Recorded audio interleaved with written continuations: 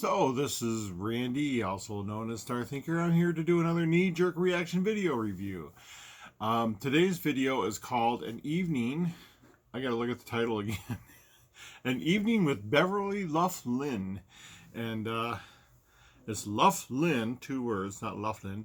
But this was a movie. Oh, first let me say there's going to be spoilers. I try not to have spoilers, but since I talk about the movie, some of these things might be considered spoilers to you. So I always give that warning out, and now I'm going to talk about the movie. An Evening with Beverly Luff Linn. I picked this movie out because I sat down, and I know sometimes I can spend hours looking for a movie to watch. And I literally had 4 tabs open: Hulu, Netflix, Disney, and Amazon. And I thought, I sat down and I opened them all at the same time. And I thought, you know what? I'm going to find a movie and I'm not going to spend an hour. And I went to Netflix. This was like a new release on Netflix. I'm going to try and look it up again here. So, and I never heard of this movie before. I've never seen this movie before. Apparently it came out a while ago. Let me see if I can find it here. Because the only thing I knew about the movie going into it was what the thing said. I wanted to find that again. Just a second. An Evening. Here we go.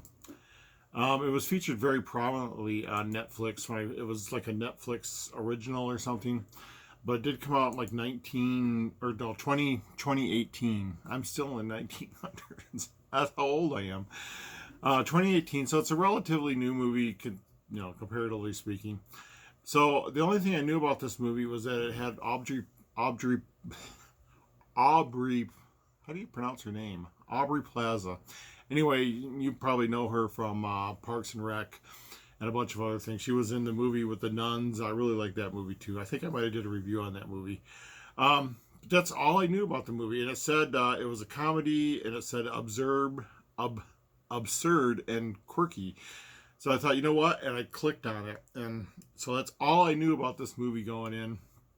I had no idea what I was in for.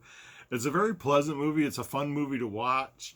Might be a good date movie. I don't know. But it starts out with,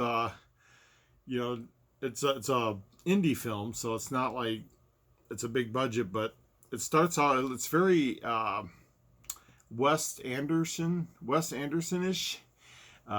It had, like these one note characters, these one personality characters, but they're caricatures, so they're over the top one note characters, so you know exactly like where they fit in the movie. And you got this guy he's running a coffee shop or something, and he's, the people behind the counter are very, like I said, one note.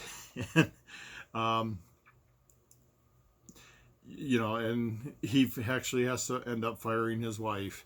You don't know this at the time, but they show later they're together. And there's this, and then the next guy they show, I'm going to pull up his name here because I want to get their names right. Craig Robinson. And Craig Robinson, you'll probably know him as the warehouse worker on The Office, and he was also in Hot Tub Time Machine movies. So I saw that, he was featured on a poster with like these flashing red eyes, and it's very mysterious. And in the bigger posters, he's holding what looks like a radio. It's got a big speaker or a big round thing on it, and then a bunch of buttons at the bottom. And you're like, okay, what is this? And it's like An Evening with Luff Linn, or what's his name, Robinson. I just pulled up the cast list here so I can get their names right. Beverly Luff Linn. And she recognizes him, and they show her, and she pulls out some pictures of them obviously together. And you have to kind of piece the story together as the movie goes along, but for some reason she really wants to see this guy. It's a one night only. It doesn't tell you what the act is. It doesn't tell you what he does. But everyone keeps seeing this poster and like, oh my God, I got to see this Luff Linn. And like when they show later in the hotel, there's like a big crowd of people that want to see him. And so the whole movie, you're like wondering, what the heck is this Luff Linn guy? What's his act that everyone wants to see? And then they actually introduced them, and I was really surprised when they introduced them because guess who's with them? Matt Berry. And I love Matt Berry. He's in What We Do in the Shadows and Toast of the Town and all those other movies. And he's at, if you don't know him, you'll know him when you see him because he's the guy that's known for going, Father! And he's just a really fun guy to watch. So I knew as soon as I saw him, I was like, wow, I knew Craig Robinson and Aubrey Plaza were going to be in here. I thought it was going to be like a, cast of The Office does a movie or something, but it wasn't. When I saw Matt Berry, I was like, wow, how did they get Matt Berry to appear in this movie? So he's fun to watch, but he doesn't do any really over the top acting like he normally does. He didn't play a vampire or anything in this movie, but he does play this German guy and everyone gets his name wrong.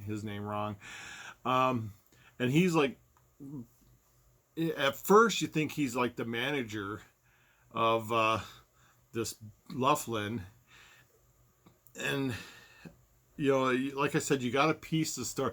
They always start something in the middle and you got to kind of piece together how they got there. So I won't go into like the whole story, but like everyone's anxiously awaiting this. And then they postpone it and then you find out people are getting poisoned and there's a really over the top heist of a money box, and it's one of those stories that has all these little elements that come together. As far as being a comedy, there was no moments where I was like laughing out loud. There was moments where I went, that's funny. So I mean, I was entertained by this movie. It's I think quirky is a good description of it. Besides Dave Barry, it has Jermaine Clement in it, and I don't know, that name might not mean anything to you, but if you ever watched Flight of the why is that name escaping me? Flight of the Cranberries. No, it's not it. I'm gonna click on this. Flight of the, that's gonna drive me crazy until I know what it is. Flight of the Conchords. So anyway, yeah, if you've ever seen that, he was also in What We Do in the Shadows, I think the movie, and but I just pulled up his filmography here. Again, I just finished watching the movie, so just because this is a knee-jerk reaction movie. God, look at the list of credits under his name. But he's been in a lot of movies. You'll recognize him when you see him, and he plays this guy that offers to recover the money box, but then ends up with Aubrey Plaza. Miss Plaza, I'll say, because I can't say Aubrey for some reason. But yeah, he was in he was in the TV series What We Do in the Shadows. I think he played one of the vampires that was on the council or something. But anyway, he's very recognizable. So it's neat to see all these people. And it was like watching a bunch of caricatures, and that's the feeling I got, the hotel clerk, the manager of the hotel. I mean, they were all like these one note people, but they grasp that one note, and they're playing that one note all the time.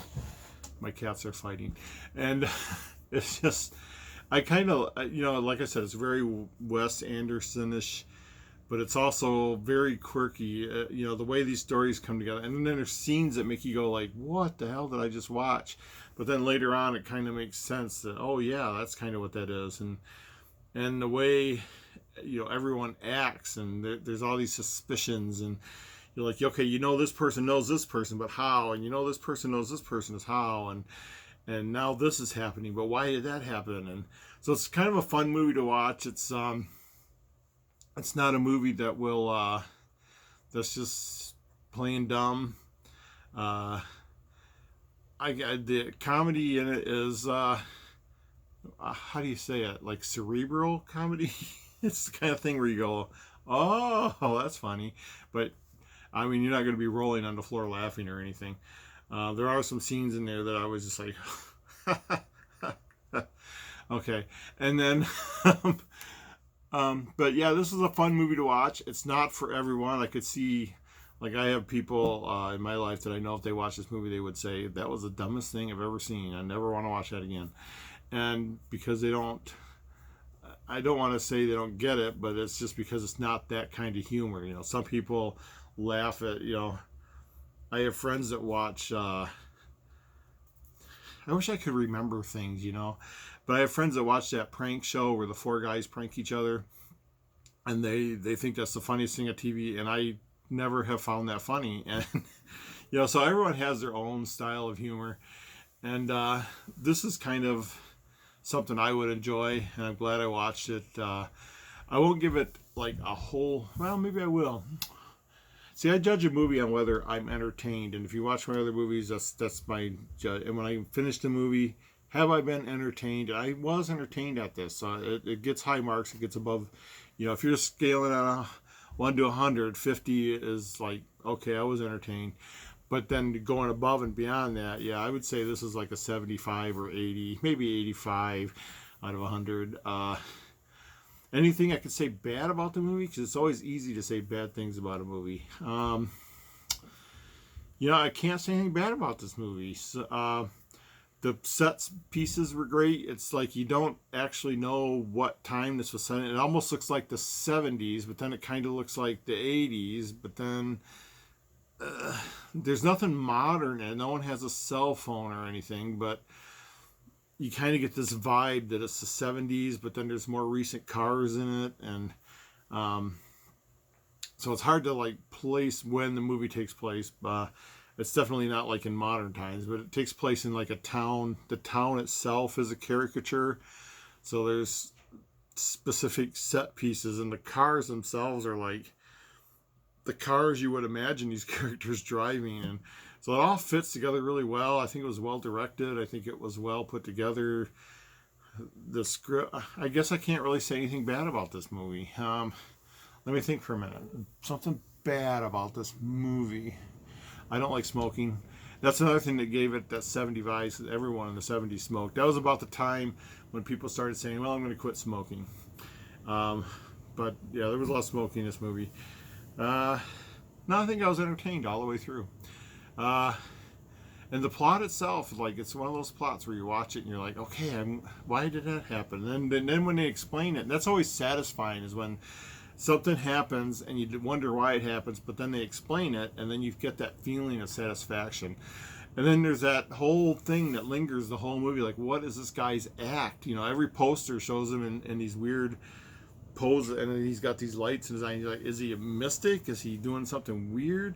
And then when it gets postponed, there's like a big crowd of people that go, oh, you know, because it got postponed for 24 hours. And there's characters that are like, they don't seem like tough people, but they're tough people. And it's really quirky comedy is the best description for this movie. And then when you get to the act and you're like, that's the act, and that made me chuckle.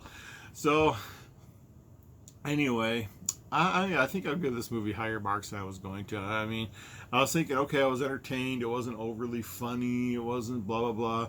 But then, you know, now that I'm sitting here thinking, you know what? I was entertained, and there wasn't a moment in this movie where I was bored. And I think that speaks a lot, too.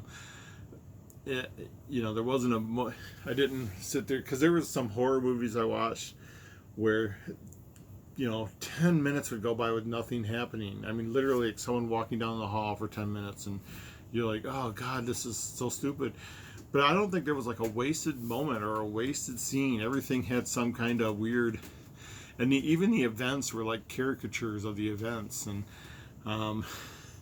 the framing and the color palette and everything in this movie. So I don't want to rave about this movie, even though I can't find anything wrong with it. It was very entertaining. I think I'd give it like a 90, maybe 95 out of 100. It's a hard movie to place. You got to see it. So I think that's the bottom line. You got to see it. It's entertaining. So yeah, see, what can my scaling be on this one? I always think of a scale that like matches the movie, but I don't think I can think of anything that matches this movie. It's just got quirky characters and quirky plot line, and quirky. So 4 quirkies out of 5, maybe 4.5 quirkies out of 5. I just think, there's gonna be people who are just don't get it. They're not gonna like this movie, and so if you watch it and you don't like this movie, I get it. You probably won't like Napoleon Dynamite. You probably won't like, you probably won't like any of the Wes Anderson movies. You probably, but it's just that kind of movie. So anyway, I would recommend this movie. I would recommend this as a sit down and watch movie, because I believe movies kind of fall into categories. There's some movies you turn on when you're doing housework, and there's some movies you turn on when you're eating dinner. Some movies are date movies and blah blah blah. This is a sit down and watch movie. Sit down, get a bowl of chips or popcorn or whatever you do, bottle of pop, watch this, and watch, watch it with somebody, because it's, if you could nudge someone and go, huh, did you see that? Did you get what was in the background while that was happening? It kind of makes it more fun. But yeah, as a knee-jerk reaction, and you've seen like my pattern change from the start of this video to the end of this video, so that's how knee-jerk reaction this is. But I'm going to highly recommend this movie. I'm not going to rave about it, but I will say this was a very entertaining movie and I liked it. So anyway, that was it. It was called An Evening with Beverly Luff Linn. It just popped up on Netflix. I don't recall seeing it ever before. This was the first time I seen it pop up, and just on impulse. I mean, I just even couldn't trust it. Screw it, I'm watching this movie. And I was pleasantly surprised. So anyway, it's a very early in the morning here, and I'm going to say, have a good one. Don't forget to check out Randy Pischel on Amazon. Check out some of the other things I've been doing. I got another channel that's kind of growing in popularity and stuff. But anyway, that's my knee-jerk reaction video, and you all have a good morning.